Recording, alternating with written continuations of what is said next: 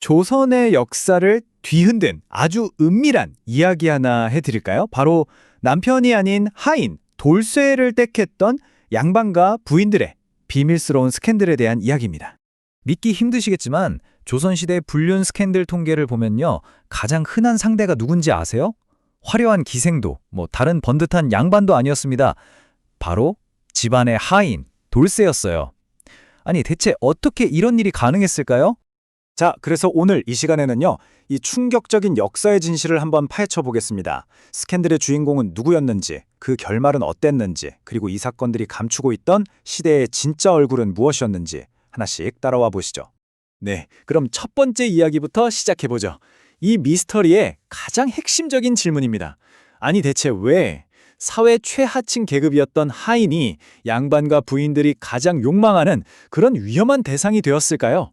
이게 그냥 누가 누구랑 바람 폈대 이런 단순한 가십거리가 아니라는 겁니다. 생각해보세요. 역사상 가장 엄격했다고 하는 그 신분제 사회 조선에서 그 근간을 뿌리부터 뒤흔드는 정말 거대한 역설인 거죠.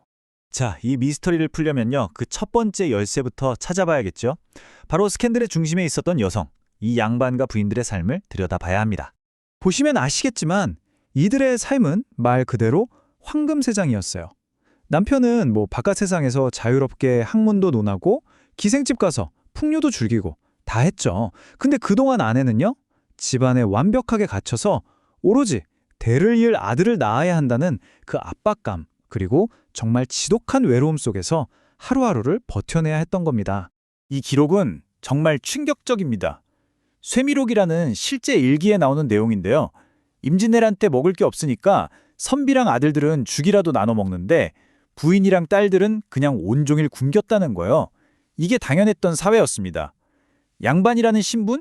그런 것도 아무 소용이 없었던 거죠. 이 차별과 무시 앞에서 말입니다. 자, 그럼 이제 이야기의 다른 한쪽, 바로 그 남자, 돌쇠를 만나볼 시간입니다. 근데요, 여러분이 생각하는 그런 어수룩하고 순박한 머슴 이미지 있죠? 그건 오늘 완전히 잊어버리시는 게 좋을 겁니다. 우리가 마주해야 할 돌쇠의 진짜 모습은 바로 이런 겁니다. 그는 그냥 일만 하는 단순한 하인이 아니었어요. 집안의 모든 걸 꿰뚫어보고 실질적으로 모든 일을 처리하는 핵심 인물. 네, 바로 실무총책이었습니다. 실무총책, 이게 뭐냐면요. 말 그대로 집안의 A to Z들을 다 관리하는 사람이에요. 돈 관리, 다른 하인들 관리, 심지어 주인 부부의 가장 사적인 비밀까지 전부 다 알고 처리하는 아주 유능한 매니저였던 거죠. 그 사람 없이는 집안일이 아예 안 돌아갈 정도였으니까요. 힘있고 유능하고 모든 비밀을 쥐고 있는 남자, 바로 그게 돌쇠였습니다. 자, 이제 퍼즐 조각이 좀 맞춰지는 것 같지 않으세요? 황금세장에 갇혀서 외로운 여자, 그리고 그 집안의 모든 걸 쥐고 있는 유능한 남자. 이 둘은 대체 어떻게, 그리고 왜 그 위험한 선을 넘게 됐을까요? 이게요, 어느 날 갑자기 눈이 맞아서 시작된 게 아니었어요. 생각해보면 양반 부인의 힘든 일상을 매일같이 곁에서 지켜봐준 유일한 남자가 바로 돌쇠였을 겁니다. 무심한 남편한테서는 전혀 얻을 수 없는 어떤 위로, 또 실질적인 도움, 이런 걸 받으면서 점점 정서적으로 기대게 되는 거죠. 그리고 그 의존의 끝은 결국 넘지 말아야 할 선을 넘는 비극으로 이어진 거고요. 그러니까 이건 단순한 욕정이라기보다는 지독한 외로움과 의존이 나온 아주 위험한 관계였던 겁니다. 하지만 우리가 여기서 분명히 해야 할 게 있습니다. 이건 결코 어떤 낭만적인 사랑 이야기가 아니에요. 이들의 관계가 발각된다는 건 사회 질서를 뒤흔드는 중범죄를 저질렀다는 뜻이었고, 그 대가는 정말 상상을 초월할 만큼 끔찍했습니다. 보시는 것처럼 당시의 법은 정말 가혹했습니다. 특히 이중잣대가 엄청났죠?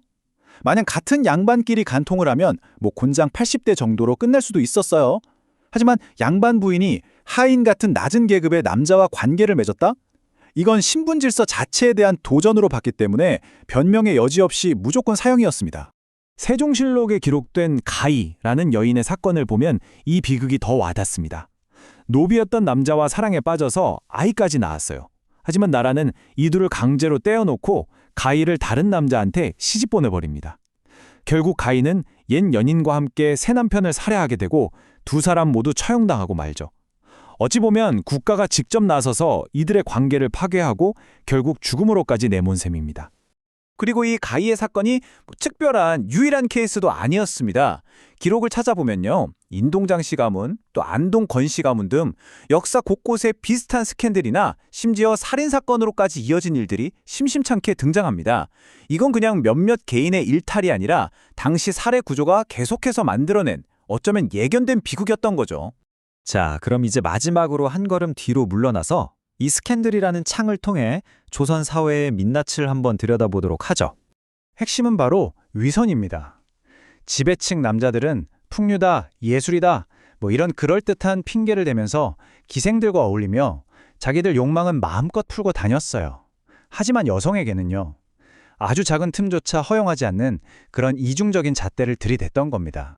결국 이 양반 부인과 돌쇠의 스캔들은 그냥 누가 부더덕했다 이런 차원의 이야기가 아닌 겁니다. 억압과 위선으로 가득 찼던 조선 사회의 그 모순이 가장 약한 고리에서부터 골마 터져 나온 하나의 증상이었다고 봐야 하는 거죠. 이걸 보시는 여러분은 어떻게 생각하세요? 이렇게 엄격한 규칙으로 꽁꽁 묶여있던 사회에서 벌어진 이 금지된 욕망, 이게 과연 단순한 도덕적 타락이었을까요? 아니면 억눌리고 비틀린 인간 본성의 정말 필사적인 반란이었을까요? 그 답은 아마 역사가 던지는 질문 속에, 그리고 우리 각자의 생각 속에 남아있을 겁니다.